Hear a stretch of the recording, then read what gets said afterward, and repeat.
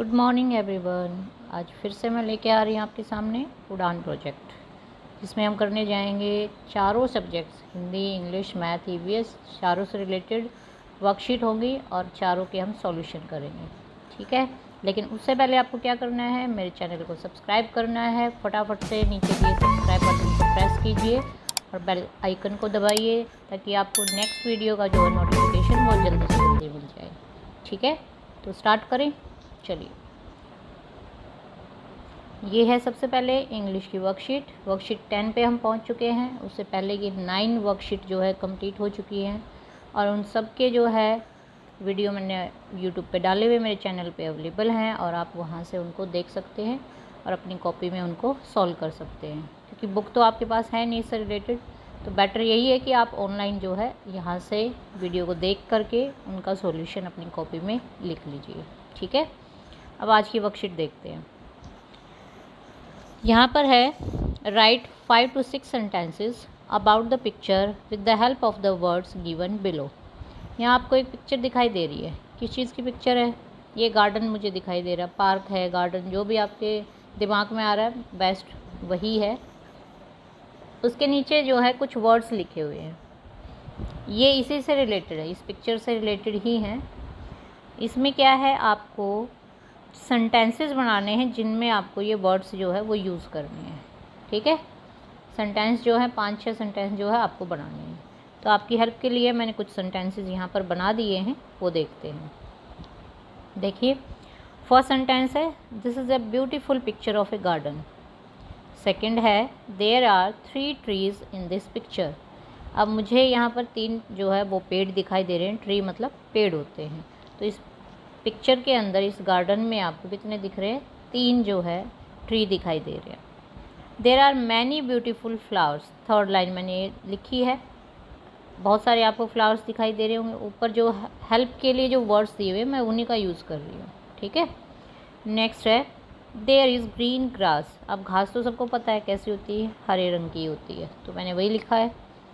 2 birds are sitting on the tree. अब 2 पक्षी यहाँ पे दिखाई दे रहे हैं। बर्ड्स क्या होते हैं? पक्षी। तो वहाँ पर जो है 2 पक्षी आपको दिखाई दे रहे हैं। अब 2 वर्ड जो रह गए हैं, बटरफ्लाइज और बीज, इनका सेंटेंस आपको बनाना है। आप साथ में ही नीचे ऐड कीजिए और कमेंट बॉक्स में फटाफट से लिख के मुझे बताइए कि आपने इसके लिए क्या सेंटेंस बनाए हैं। ठीक है, चलिए आगे देखते हैं। नेक्स्ट वर्कशीट जो है, यहाँ ये कंप्लीट हो गई है इंग्लिश की वर्कशीट। नेक्स्ट वर्कशीट देखते हैं, ये है हिंदी की। इसमें क्या है, बहुत इजी है, पार्ट 2 ही चल रहा है ये, उसी में वर्कशीट 4 है। दिए गए वाक्यों के लिए एक उचित शब्द छांटकर गोला लगाएं। अब यहाँ पर वाक्य दिया हुआ है, उसके सामने कुछ वर्ड्स हैं, 4 वर्ड दे रखे हैं। उनमें से एक वर्ड जो है वो सही है उसके लिए और बाकी गलत है। तो आपको क्या करना है, उसके लिए वो वर्ड छांट करके गोला लगाना है। इसको हम कहते हैं वाक्यांश के लिए एक शब्द। क्या कहेंगे? वाक्यांश के लिए एक शब्द। तो आपको क्या करना है, उस पर गोला लगाना है। अब देखिए, फर्स्ट वाला पढ़ते हैं। साथ पढ़ने वाला। साथ में आपकी क्लास में बहुत सारे स्टूडेंट्स पढ़ते हैं ना, तो साथ पढ़ने वाले को क्या कहेंगे? सहपाठी, सहयात्री, सहगामी या सहयोगी। पाठ पढ़ने वाला, तो वो क्या हुआ? सहपाठी। तो हम किस पे गोला लगाएंगे? फर्स्ट वाला जो है उस पर हमने गोला लगाना है। जो फर्स्ट वाला है इस पे गोला लगाइए। ठीक है, सहपाठी। नेक्स्ट है, कॉपी में ऐसे ही आप सेम लिख लीजिए, उसके बाद गोला लगा सकते हैं और डिफरेंट कलर से लगाइए, वो अच्छा लगता है। ठीक है, पुस्तकें रखने का स्थान। सेकंड वाला जो सेंटेंस है, पुस्तकें रखने का स्थान। पुस्तकें जो है स्कूल में कहाँ रखी हुई होती हैं? देवालय, विद्यालय, कार्यालय या पुस्तकालय। कहाँ पर होती है? लाइब्रेरी यानी कि पुस्तकालय में होती है। तो इसको गोला लगाइए आप। ठीक है, ये है पुस्तकालय। उसके बाद है दूसरों का भला करने वाला। दूसरों का जो भला करता है उसको क्या कहते हैं? विनाशकारी नहीं, गलत है ये तो। परोपकारी। क्या कहेंगे? परोपकारी। जो दूसरों का भला करते हैं उनको परोपकारी कहते हैं। मैं अंडरलाइन करूँ क्योंकि गोला लगाने से आपको मात्राएं दिखाई नहीं देंगी। फोर्थ सेंटेंस देखते हैं, वर्णों की माला। वर्ण क्या होते हैं? जैसे आप पढ़ते हो हिंदी में ए आ ई, ये क्या है? वर्ण है, ठीक है। तो इनकी जो माला होती है, हम पहली क्लास में हमने पढ़ा था, मैडम ने बताया होगा ना, वर्णमाला। क्या कहेंगे उसको? वर्णमाला। अब उसके आगे भी कुछ सेंटेंस दिए हुए हैं, वो नहीं है इसका आंसर फूलमाला, जयमाला, देवमाला, नहीं, वर्णों की माला है तो उसको कहेंगे वर्णमाला। क्लियर है? अब कल मैंने जो है, कल वाली वीडियो जो थी 8 नंबर की, उसमें मैंने आपसे कुछ क्वेश्चन पूछे थे, उल्टे शब्द पूछे थे, तो मेरे ख्याल से आपने सॉल्व कर लिए होंगे। एक बार मैच कर लेते हैं, वही है आगे वर्कशीट जो है, इसी में है। इसमें हिंदी में नहीं दी हुई है, लेकिन मैंने आपको अलग से दी थी, तो एक बार उसके आंसर देख लेते हैं। जिस जिस बच्चे ने किया अपने फटाफट से उसको मैच करके देख लीजिए, ठीक है। ये देखिए, ये मैंने कल आपको एक वर्कशीट दी थी अपने पास से ही, इसके आपको आंसर जो है कमेंट बॉक्स में लिखने थे। अब ये मैच कर लीजिए। फर्स्ट है, फिर इसमें छोटा। छोटा का उल्टा क्या होगा? छोटा का उल्टा होता है बड़ा, ठीक है। तो छोटा का उल्टा का हमें क्या करना है, निशान लगा दिया मैंने, उसको मैच कर रही हूँ मैं छोटा को बड़ा से। मोटी, मोटी का उल्टा क्या होता है? पतली, ठीक है। मोटा है तो वो पतला, मोटी है तो पतली, तो उसके लिए हमने यहाँ पर इसको इससे मैच कर दिया। अब नेक्स्ट है रोना। रोना का उल्टा क्या होगा? हंसना। कल भी बताया था ये तो मैंने, बहुत इजी है, ये सारे इजी दिए थे मैंने। सोना, सोते हो ना, तो उसका उल्टा क्या होता है? सुबह क्या करते हैं हम? जागते हैं, तो उसका उल्टा होगा जागना। अंदर, अंदर आने का उल्टा क्या होता है? फटाफट से आप खेलने के लिए बाहर जाते हो, तो उसका उल्टा होता है बाहर। ऊपर, ऊपर का उल्टा क्या होगा? नीचे। Very good. उसके बाद है गरम। गरम का उल्टा क्या होता है? ठंडा, ठीक है। और लास्ट बच गया है दिन का उल्टा क्या है? रात। दिन का उल्टा रात। तो आप इनको फटाफट से मैच कर लीजिए, अपनी कॉपी में लिखिए। एक्स्ट्रा करते रहोगे तो आपकी प्रैक्टिस होती रहेगी। ये मैंने एक्स्ट्रा ही दिया था आपको प्रैक्टिस करने के लिए, क्योंकि उसमें थोड़े से ही शब्द दिए थे। आपको ये विलोम शब्द जो है याद होने चाहिए, प्रैक्टिस हो जाती है, आपको वर्ड लिखने भी आएंगे, मात्राओं का भी ज्ञान होगा, ठीक है। नेक्स्ट देखते हैं अब। ये अगली वर्कशीट हमारी ये हिंदी की कंप्लीट हो चुकी है, कल का काम भी मैंने करवा दिया है। अब नेक्स्ट देखते हैं कि किस चीज़ की वर्कशीट है। ये है मैथ की वर्कशीट। इसमें क्या दिया हुआ है? यहाँ पर कुछ चित्र दिखाई दे रहे हैं आपको, उनके नीचे क्या लिखा वो देखते हैं। सबसे पहले गोला दिखाई दे रहा है, यह एक गोला है।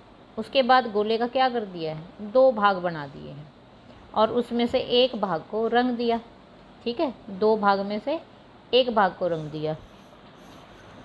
अब दूसरे चित्र देखिए, ये जो है एक आकृति ली है, चौकोर आकृति है, जिसमें क्या कर दिया है? 4 हिस्सों में बांट दिया है, बराबर हिस्से हैं, उनमें से एक हिस्से में क्या किया? रंग भर दिया। तो उसके बाद यह क्या हो गया है? 4 में से एक हिस्सा, यानी कि इसको हम ऐसे लिखेंगे 1/4, यानी कि 1/4। कितना लिखेंगे? 1/4। तो इस तरीके से जो है ये चित्रों से आपको क्या समझाने की कोशिश की जा रही है? भिन्न। क्या समझा रहे हैं? भिन्न कैसे बनती है। तो आपको समझ में आ रहा है क्या भिन्न का मतलब क्या होता है? कि हमारे जो भी कोई शेप दी हुई कोई चीज़ है, कुछ भी है, उसको जब हम टोटल में से कितने भाग उसमें से बांट दिए हैं, उसको हम भिन्न कहते हैं। जैसे कि एग्जांपल देती हूँ मैं। मान लीजिए आपके पास एक चॉकलेट है, उसकी शेप बनी हुई होती है ना, अलग अलग हिस्से होते हैं। जैसे मान लीजिए उसमें 8 हिस्से थे। अब उस 8 में से आपने उठा करके 2 हिस्से अपने भाई को दे दिए, तो उसको हम क्या लिखेंगे? अगर आपसे कोई ये पूछे कि 8 में से आपने 2 दिया, तो उसको भिन्न में बताओ कि आपने कितने हिस्से दिए, तो आप उसको क्या लिखोगे कि कुल हिस्से हमारे नीचे आ गए 8, और ऊपर जो है जो हमने उसको दे दिया वो हमने ऊपर लिख दिया, वो 2, तो उसको हम लिखेंगे 2/8। ये हमारे भिन्न बन गई, यानी कि कुल हिस्से हमारे नीचे और जो दे दिए वो हमारे ऊपर आ गए। तो इसको हम कहते हैं भिन्न। क्या कहते हैं? भिन्न। अब आगे देखते हैं। ये देखिए ऐसे ही है, उसी से मिलता जुलता है। पहला है इन्हें लिखने का एक तरीका। यहाँ दूसरा तरीका जो दे रखा है कि कैसे जो है, मैंने इससे पहले वाले में आपको बताया कि जो एक वो दे दिया है, चित्र दिया है, उसके 2 भाग बना दिए, तो उसको हम क्या कहेंगे, वो यहाँ पर दिया हुआ है। सेम वैसे ही है जैसे कुल हिस्से किए। अब यहाँ पर जो है पहले जो आकृति दे रखी है उसमें कोई हिस्से नहीं किए हैं, तो यहाँ पर हम कुछ नहीं लिखेंगे, लेकिन वैसे ही इसमें गलत दे रखा है। इसमें पहले जो है 2 हिस्से करने चाहिए थे, ठीक है। तो 2 हिस्से करने हैं, तो उसके लिए बीच में से जो हम लाइन लगा देते हैं। क्लियर है? मान लो इसके 2 हिस्से कर दिए हैं, तो यहाँ पर कुल हिस्से किए, कितने किए हमने? 2 किए।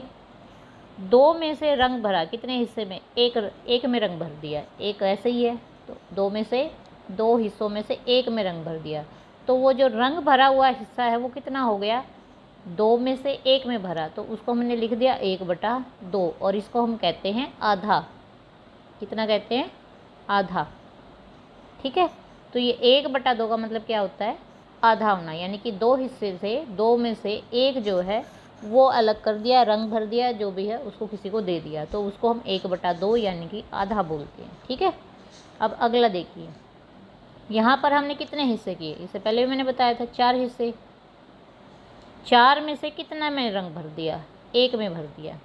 तो अब मुझे ये बताओ, इसको मैं लिखूँगी कैसे कि ये जो हिस्सा है अलग कर दिया है, कि कुल में से कितने हिस्से को मैंने रंग किया है? कुल जो थे वो 4 हिस्से थे, और उसमें से रंग किया मैंने 1, और इसको हम बोलते हैं 1/4। क्या बोलते हैं? 1/4। ये लिख लीजिए आप कॉपी में, आपको याद रखने ही है।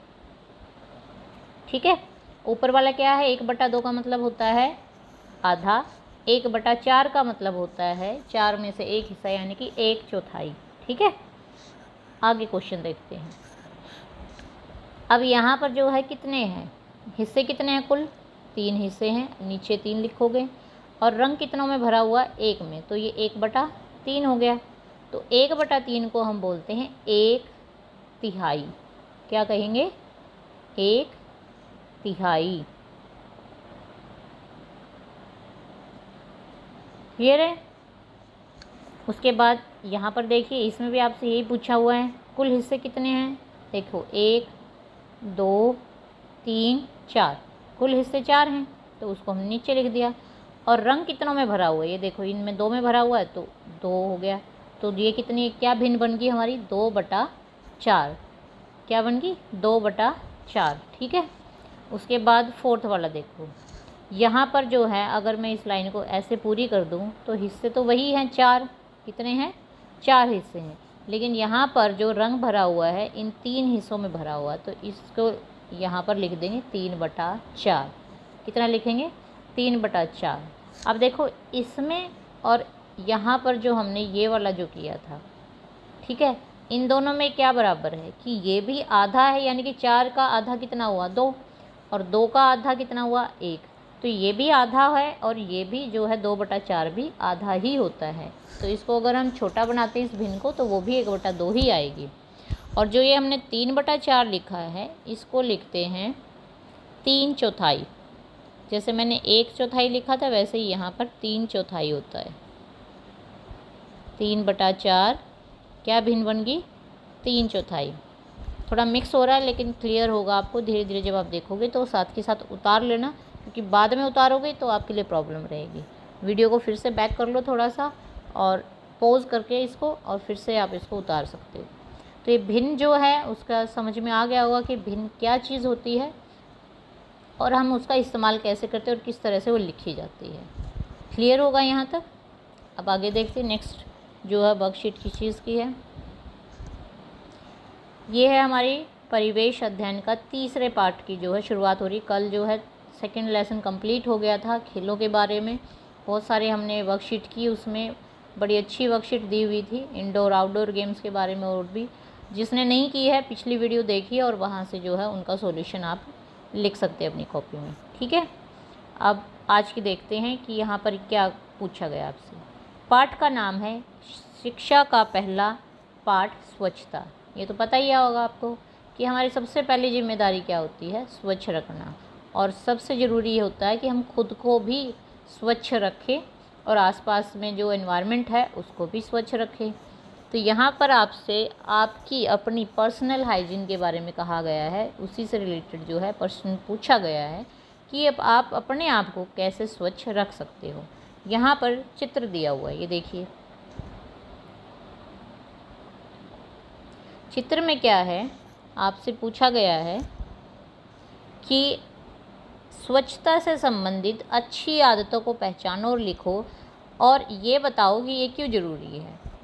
तो यहाँ पर कुछ चित्र दे दिए हैं, उनके सामने जो है मैंने वो लिख दिया है कि ये क्या काम हो रहा है और ये स्वच्छता से ज़रूरी क्यों होता है। जैसे पहला है ब्रश करना, हमें ब्रश करनी चाहिए क्योंकि हमारे दांत जो है बिना ब्रश किए क्या होंगे, ख़राब हो जाएंगे। दूसरा जो है नहाना, हमें हर रोज़ नहाना भी चाहिए और गर्मी में तो हमें 2-3 बार नहा लेना चाहिए क्योंकि पसीने बार बार आते हैं। उसके बाद थर्ड जो फ़ोटो है वो देखिए, तीसरा फ़ोटो किस चीज़ का है, हाथ धोना, दिखाई दे रहा होगा आपको, हाथ धोना। फोर्थ जो है कंघी करना, अब नहाए हो तो उसके बाद ढंग से जो है बालों को कंघी भी करना चाहिए। और हाथ हमें कितनी बार धोना चाहिए, खाना खाने से पहले भी हाथ धोना चाहिए और खाना खाने के बाद भी हमें हाथ धो लेने चाहिए। जब भी बाहर से खेल के आते हो तो तुरंत आपको अपने हाथ जो है साबुन से अच्छी तरीके से धोने चाहिए, ठीक है, क्योंकि उसमें बहुत सारे कीटाणु लगे हुए होते हैं। अब फिफ्थ जो फ़ोटो है वो क्या दिखाई दे रहा है आपको, जूते पॉलिश करना। तो जो आपके स्कूल में आते हो, जूते पहन के आते हो, तो उनको हमेशा पॉलिश करके आनी चाहिए आपको। उसके बाद है वस्त्र बदलना, यानी कि कपड़े बदलना। आप जब हर रोज़ नहा रहे हो तो आपको अपने कपड़े भी हर रोज़ बदल लेने चाहिए क्योंकि उस पर भी बहुत सारे कीटाणु लग जाते हैं, मिट्टी लग जाती है, पसीने आते हैं, उसमें बदबू हो जाती है। तो आपको हर रोज़ जो है अपने कपड़े भी बदल लेने चाहिए, ठीक है। तो ये हमारी अपनी पर्सनल यानी कि व्यक्तिगत स्वच्छता है कि हमें अपने शरीर को जो है वो कैसे स्वच्छ रखना चाहिए और ये सभी चीज़ें जो है वो ज़रूरी होती है, ठीक है। तो यहाँ पर जो है क्वेश्चन लिख कर के आप वर्कशीट 1 डालिए। उसके बाद फ़ोटो आपसे नहीं बनेंगे, लेकिन ये लिख लीजिए कि व्यक्तिगत स्वच्छता में क्या क्या आता है और उसके बाद 1 2 3 4 करके और इनके नाम आप लिख सकते हो, ठीक है। क्लियर है। नेक्स्ट भी जो है वो भी इसी चैप्टर से रिलेटेड है, वर्कशीट 1 से ही रिलेटेड है। अभी जो आपसे पूछा गया था कि ये पर्सनल हाइजीन जो होती है हमारी, अपनी व्यक्तिगत स्वच्छता जो होती है वो जो है उसमें कौन कौन से पार्ट थे वो आपने देख लिए हैं। उसके बाद यहाँ आपसे पूछा गया है कि व्यक्तिगत स्वच्छता के कार्यों के विषय में लिखो कि ये कितनी अवधि में किए जाने चाहिए, यानी कि हर रोज़ ब्रश कितनी बार करनी चाहिए। तो यहाँ पर सामने लिखा हुआ समय अंतराल में, ऐसे ही आप कॉपी के अंदर जो है एक लिस्ट बना लीजिए, स्केल से लाइन लगाओ, ढंग से क्वेश्चन को लिखो, ठीक है। वो अच्छे लगना चाहिए और आपको तभी समझ में आएगा कि हमने लिखा क्या है। तो यहाँ पर ब्रश कितनी बार करनी चाहिए लिखा हुआ है, दिन में 2 बार, एक बार सुबह एक बार शाम को। कंघी करना, कंघी करना अब जब मैंने कहा है कि दिन में 2 बार नहा लेना चाहिए तो कंघी भी दिन में 2 बार कर लेनी चाहिए। आप चाहो तो 3 बार भी कर सकते हो। नाखून काटना, नाखून जो है लगभग हफ्ते में जो है 1 सप्ताह में जो है हमारे बढ़ जाते हैं और हमें 1 सप्ताह में जो है नाखून काट लेने चाहिए। फोर्थ है बालों की कटिंग करवाना। तो बालों की कटिंग जो हमें कितने दिनों में कर लेनी चाहिए, महीने में 1 बार बालों की कटिंग कर लेनी चाहिए। वस्त्र बदलना, दिन में 2 बार। छोटे बच्चे हो आप, मुझे पता है शरारती बहुत होते हैं, खेलते कूदते हो, आपके कपड़े पर कुछ ना कुछ लग जाता है, तो दिन में 2 बार जो है आपको सुबह जो पहने थे शाम को उनको चेंज कर लेना चाहिए, ठीक है। या फिर स्कूल से जाते हो तो स्कूल से ही जा कर के आपको कपड़े ज़रूर बदलने चाहिए। उसके बाद 6 है स्नान करना यानी कि नहाना। तो ये भी गर्मी का मौसम है तो दिन में 2 बार तो कम से कम नहा लेना चाहिए। क्लियर है। ये सब चीज़ें आपको अच्छे से अपनानी भी चाहिए अपने जीवन में कि हमें कैसे करना है, क्योंकि अगर आप अपने आप को स्वच्छ रखते हो तो स्वस्थ भी रहोगे, आपको कोई बीमारी भी नहीं होगी, ठीक है। तो इन सब चीज़ों का अच्छे से ध्यान रखना। तो ये क्लियर है। चारों वर्कशीट जो है अच्छे से मैंने एक एक करके आपको बता दी है। वीडियो को पॉज कर करके आप जो अपनी कॉपी में उतारिए और लर्न ज़रूर करना है, काम फटाफट से करते रहिए, ठीक है। गुड बाय बच्चों, टेक केयर।